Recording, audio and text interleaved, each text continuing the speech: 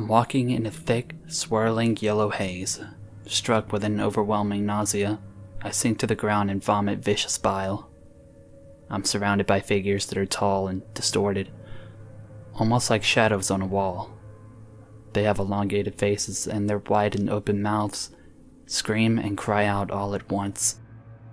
It's a primal sound of pure fear and unimaginable agony. Their distorted faces stare down at me. They surround me. I try to escape, but they come closer. I awake in a cold sweat. My husband is snoring peacefully beside me. The clock reads 3:09 a.m. I'm home. I'm safe. So why do I feel so uneasy? I convince myself it's just an after effect of a vivid nightmare and go back to sleep. The next day is normal. I kiss my husband. I go to work. But the uneasy feeling never leaves me. After work, I tell my therapist about the nightmares. You're just stressed, he says. The nightmares are nothing to worry about. I don't share his certainty. Despite my fears, I manage to fall asleep at night. The figures wait for me.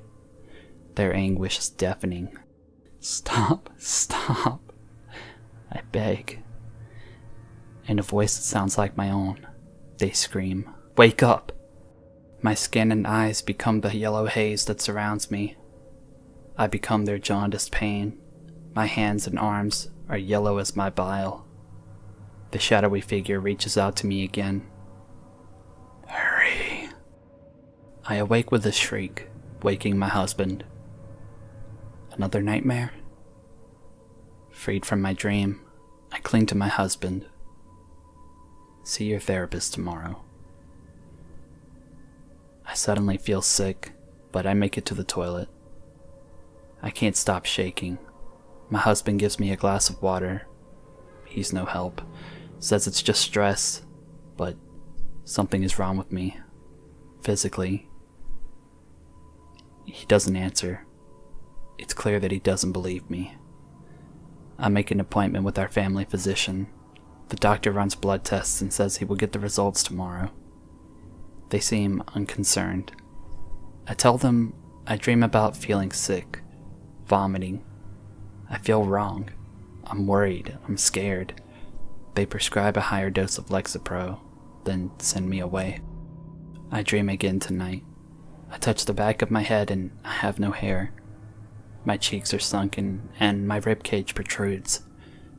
My abdomen swells under my ribcage. I am in so much pain that I can't stand. The hazy yellow figures continue to wail and scream. What do you want? Leave me alone.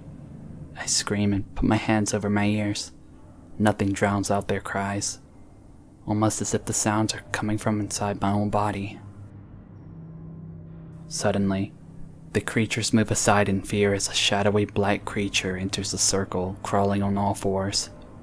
I stare into its sunken black eyes and see pure malice.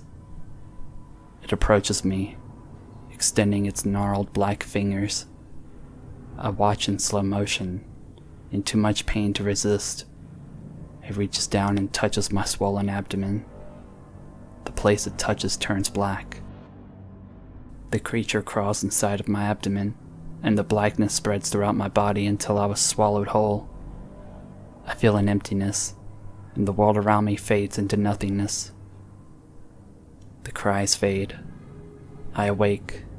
Immediately after waking up, I make another doctor's appointment. I schedule an MRI of my abdominal cavity.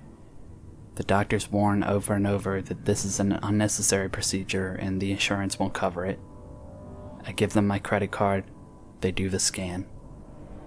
The doctor returns with the results. You have a malignant tumor in your liver. You're so lucky. Usually by the time we detect liver cancer, it's too late. Lucky.